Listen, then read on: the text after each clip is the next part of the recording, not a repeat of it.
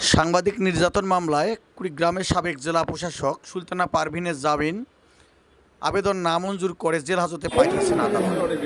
মঙ্গলবার 2 সেপ্টেম্বর দুপুরে জেলা দায়রা জজ আদালতে উপস্থিত হয়ে জামিন প্রার্থনা করলে বিজ্ঞ জেলা ও দায়রা জজ মোসাম্মদ ইসমতারা তার জামিন আবেদন নামঞ্জুর করে জেল হাজতে পাঠানোর নির্দেশ দেন।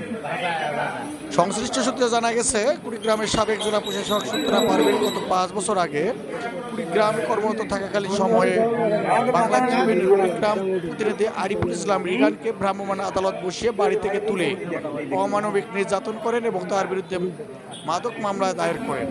পরে নির্যাতিত সাংবাদিক আরিফুল ইসলাম রিগান বাদী হয়ে জেলা প্রশাসক সুলতানা পারভিনকে প্রধান আসামি করেন।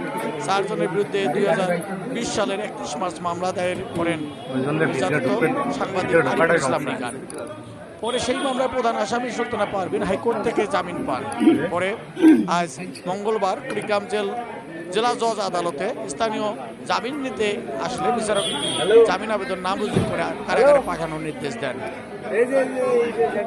উল্লেখ্য, 2020 সালের মার্চ মাসে মধ্যরাতে বাড়িতে হানা দিয়ে বাংলা ট্রিবিউনের কুড়িগ্রাম প্রতিনিধি আরিফুল ইসলাম রিগানকে তার বাড়ি থেকে তুলে নিয়ে আসে জেলা প্রশাসকের দিকে জেলা প্রশাসকের কার্যালয়ে ভ্রাম্যমাণ আদালত বসিয়ে মাদক মামলায় 1 বছরের কারাদণ্ড 50,000 টাকা জরিমানা করে রাতে জেল হাজতে পাঠানো হয় সাংবাদিক আরিফুল হক রিগানকে। ভুক্তভোগী সাংবাদিকদের আইনজীবী অ্যাডভোকেট আজিজুর রহমান দুলু বলেন, 403 প্রধান আসামি সুলতানা পারভিনকে কারাগারে পাঠানোর মাধ্যমে আমরা সুস্থ রায় পেয়েছি।